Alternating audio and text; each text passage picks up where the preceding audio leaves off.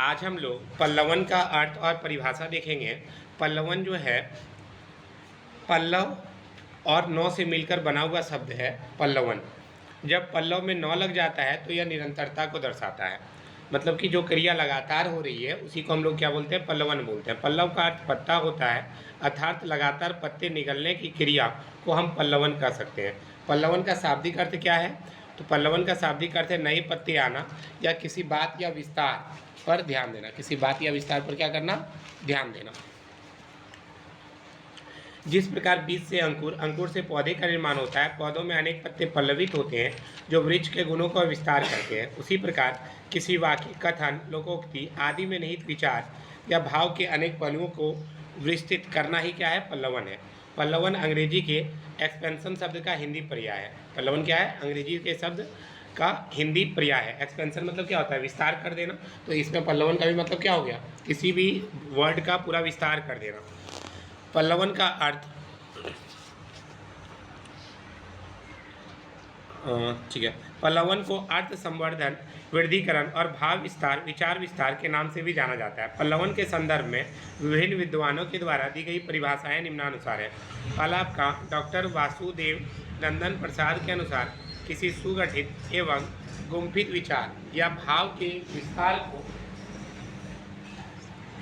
पल्लवन कहते हैं। मतलब कि अगर कोई विचार है जो छोटा सा है, उसको अगर पूरा डिस्क्राइब कर रहे हैं तो वो क्या हो जाएगा? पल्लवन हो जाएगा। जैसे कि मैंने आपको कहा सिंधु घाटी सभ्यता का सविस्तार वर्णन करें, तो जो सविस्तार वर्णन करने की जगह हम उसका पल्लवन भी कह सकते हैं। डॉक्टर हरदेव बहारी के अनुसार वृद्धिकरण में किसी अर्थ, गुम्फित, गंभीर विचार प्रक्रिया वाले विषय का उसके प्रमुख और गौण पहलू का उदाहरण परमानन के द्वारा विशद और व्यापक विस्तारण किया जाता है। मतलब इसमें क्या होता है? किसी भी चीज़ का वृद्धि किया जाता है। जो छोटा सा बात है उसका पूरा वृद्धि कर देना पल्लवन कहलाता है। उपर्युक्त परिभाषा के आधार पर हम कह सकते हैं कि हिंदी साहित्य जगत में ऐसी अनेक सूक्तियाँ और कथन प्रचलित हैं जिनको सामान्य तौर से पढ़ने से उनके अर्थ स्पष्ट नहीं होते, परंतु उसकी विस्तृत व्याख्या करने पर निहित भाव पूरी तरह उभर कर सामने आ जाता है। जैसे आप लोग बहुत सारा भावार्थ वगैरह पढ़े होंगे, जैसे गुरु गोविंद दहु खड़े काके लागू पाँव, बलिहारी गुरु आपने जिन गोविंद दियो बताए। भले ये आपका साधारण सा आप आसानी से निकाल लेते हैं, लेकिन बहुत सारा पंक्तियाँ ऐसी है जिसका विस्तार कीजिएगा तब जाके समझ में आएगा। जैसे सब आँखों के आंसू उजले, सबके सपनों में सत्य पला। इतना कटी वर्ड से आप पूरा परिभाषा नहीं निकाल सकते। जो उसके बारे में पूरा डिटेल से पढ़ेगा तब जाके सबको समझ में आएगा कि सबके आंखों के आंसू जो होते हैं उजले होते हैं। इसी प्रकार यानी कि हम लोग का खून भी बराबर है और सबके मन में एक सत्य पलता है जिसको सब कोई अंकुरित करना चाहता है, तो उसका पूरा विस्तार कर देना, इसके कारण सब कोई समझ सके, उसी को क्या कहते हैं? पल्लवन कहते हैं। इस प्रकार हम कह सकते हैं कि यह संक्षेपण की विपरीत प्रक्रिया है। संक्षेपण में उदाहरणों और विशेषणों को छोड़ दिया जाता है। मतलब संक्षेपण मतलब क्या होता है? छोटा करना, और पल्लवन मतलब बड़ा करना।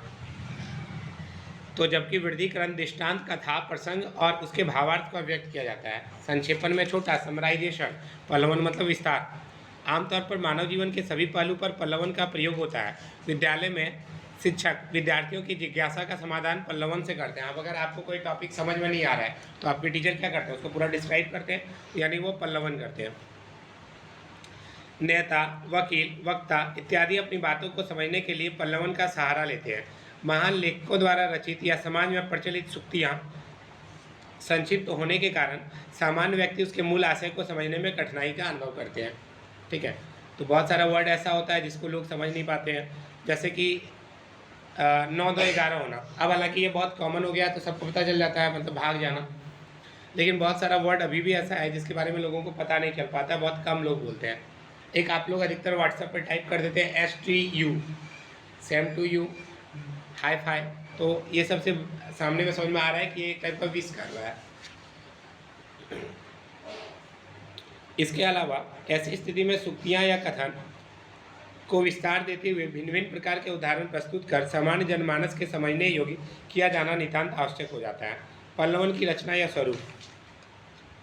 किसी व्यक्ति द्वारा कहे गए कथन या सूक्ति का पल्लवन करते समय उसके रचना स्वरूप को समझना आवश्यक है। पल्लवन के स्वरूप को भली भांति समझने हेतु कुछ मूलभूत बातों का ध्यान रखना चाहिए। पहला, टीका टिप्पणी और आलोचना से बचना। किसी भी सूक्ति के पल्लवन में केवल निहित भाव का विस्तार होता है, उसमें टीका टिप्पणी आलोचना के लिए कोई स्थान नहीं होता। जैसे हम पल्लवन कर रहे हैं तो उसमें किसी का टीका टिप्पणी नहीं करेंगे, आपको जो सही बातें हैं बस वही बातें बतानी है। अगला है विस्तारण की कोई सीमा नहीं। पल्लवन में विस्तारण की कोई सीमा नहीं होती। इसमें तब तक विस्तारण किया जा सकता है जब तक कि लेखक द्वारा व्यक्त मूल भाव का अर्थ स्पष्ट नहीं हो जाता। मतलब आपको मूल भाव का अर्थ पता चलना चाहिए, तब तक हम उसका विस्तार कर सकते हैं। जब पता चल जाएगा तो हम वहीं पर विस्तार बंद कर देंगे। अगला है मूल भाव के साथ ही गौण भाव। वाक्य के अंदर निहित मूल भाव के विविध पहलुओं को विस्तारित किया जाता है। मूल भाव के साथ ही गौण भाव की उपेक्षा नहीं की जा सकती। जो मेन भाव है उसके अलावा जो गौण भाव है, जो छोटी बातों को बता रहे हैं, उसका भी ध्यान रखना है आपको। व्यक्तिगत विचार। किसी भी कथन को इस प्रकार पल्लवित किया जाता है कि वाक्य का केंद्रीय भाव पूरी तरह से स्पष्ट हो जाए। भाव को स्पष्ट करने के लिए उदाहरण और प्रसंगों का सहारा लिया जाता है कि भाई कोई ना कोई उदाहरण के माध्यम से समझाएंगे। जैसे मैंने अभी 9-11 के माध्यम से समझाया। पल्लवन में व्यक्तिगत विचार को शामिल करने की स्वतंत्रता नहीं रहती। हम अपने मन से कुछ उसमें ऐड नहीं कर सकते। जो सही है उसी बातों पे चर्चा की जाएगी। विस्तारण के कई उद्देश्य। किसी उक्ति के भाव का विस्तारण कई अनुच्छेद में हो सकता है, किंतु उसका केंद्रीय भाव एक ही रहता है। सभी अनुच्छेद एक दूसरे से जुड़े रहते हैं। एक से अधिक भाव या विचार होने पर उनका पल्लवन अलग अलग अनुच्छेदों में करना चाहिए। अगर मान लेते हैं किसी बात में एक से अधिक भाव जुड़ रहा है तो इसको अलग अलग अनुच्छेदों में करना चाहिए। अच्छा, एक बात और, ये आपका सेमेस्टर 1 में भी है और सेमेस्टर 3 में भी है। तो जिनका सेमेस्टर 1 है थोड़ा ध्यान से अभी पढ़ लीजिए, सेमेस्टर 3 में पढ़ना नहीं पड़ेगा। यही वाला चीज़ दोबारा छाप देना है, इसलिए कॉपी पर नोट्स बढ़िया से बनाइए।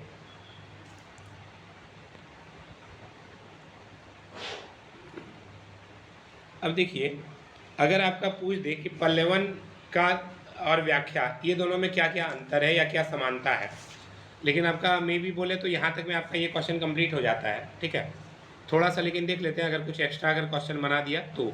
हालांकि ये नहीं बनाएगा बट फिर भी चर्चा कर लेते हैं। पल्लवन और व्याख्या दोनों में सन्निहित भाव का विस्तार होता है, लेकिन इनके तात्विक अंतर को समझा जा सकता है। पल्लवन में केवल भाव या विचार का विस्तार किया जाता है, जबकि व्याख्या में भाव या विचार का विस्तार संदर्भ और प्रसंग सहित किया जाता है। पल्लवन में आलोचना या टीका टिप्पणी को ध्यान नहीं दिया जाता, स्थान नहीं दिया जाता, जबकि व्याख्या में टीका टिप्पणी भी की जाती है। तो पल्लवन में भाव को विस्तृत कर सकते हैं, उसका मूल्यांकन नहीं कर सकते, लेकिन व्याख्या में अपना अभिमत भी प्रस्तुत कर सकते हैं। हाँ, इसके बाद आपका ये लाइन आपको डालना है, बीच वाला छोड़ दीजिएगा। पल्लवन की उपयोगिता ये आपको डालना पड़ेगा। हमारा देश असंख्य गूढ़ ज्ञान से भरा है। यहाँ पर अधिकांश जनसंख्या अशिक्षित और अल्पशिक्षित है, अतः यहाँ पल्लवन अत्यधिक उपयोगी है। हमारे देश में अच्छे व्याख्याता की महत्वपूर्ण भूमिका है, जो पल्लवन द्वारा ज्ञान भंडार को दूसरे तक पहुँचाने का काम करते हैं। पल्लवन क्या होता है? गुलार्थ वाले वाक्य, सुक्ति, लोकोक्ति का किया जाता है। ऐसे अंश जिसमें गागर में सागर भरना, बहुत छोटा में बहुत कह देना, इन सब बातों की चर्चा की जाती है। पल्लवन की प्रक्रिया के सोपान ये फिर आपको लिखना पड़ेगा। पहला है आपका पठन और मनन। पूरा डिटेल मत कीजिए, कॉपी पे जब आप लोग लिखिएगा शॉर्ट में लिखिएगा। पल्लवन की प्रक्रिया के निम्न सोपान है। पहला पठन और मनन, दूसरा मूल भाव के विचार बिंदुओं की खोज, रूपरेखा तैयार करना, एक रूपता होना, भाषा शैली का प्रयोग करना। ठीक है, फिर आता है कुशल पल्लवन के प्रमुख गुण। तो इसमें देखिए कुछ का नाम दिया गया है, बिहारी, रहीम, कबीर, रामचंद्र शुक्ल, ये सभी क्या किए? अपने उक्ति के माध्यम से गागर में सागर भरने का प्रयास किए। और इसके लिए अध्ययनशीलता, तार्किकता, तटस्थता, ये सब पॉइंट वाइज आप लिख दीजिएगा, इसका डिटेल नहीं करना है। ठीक है, ये आप करके छोड़ दीजिएगा। इधर बाकी आपका पढ़ने योग्य है, इधर आपको लिखना नहीं है। उतना तक में ही आपका ये चैप्टर कंप्लीट हो जाता है। हाँ, सारांश में ये सारा वर्ड जो दिया हुआ है, ये आपका 1 नंबर का अगर क्वेश्चन कहीं पूछे तो पूछा जा सकता है आपका। इधर आपको लिखना नहीं है, आप लोग का लिखने का काम यहीं पे ख़त्म हो जाता है, ये पॉइंट वाइज पर ही। ठीक है, आज का क्लास इतना ही रहने देते हैं। भाषा पर पकड़ यहीं पे आपका कंप्लीट हो जाता है। Okay, thank you so much, bye bye, see you.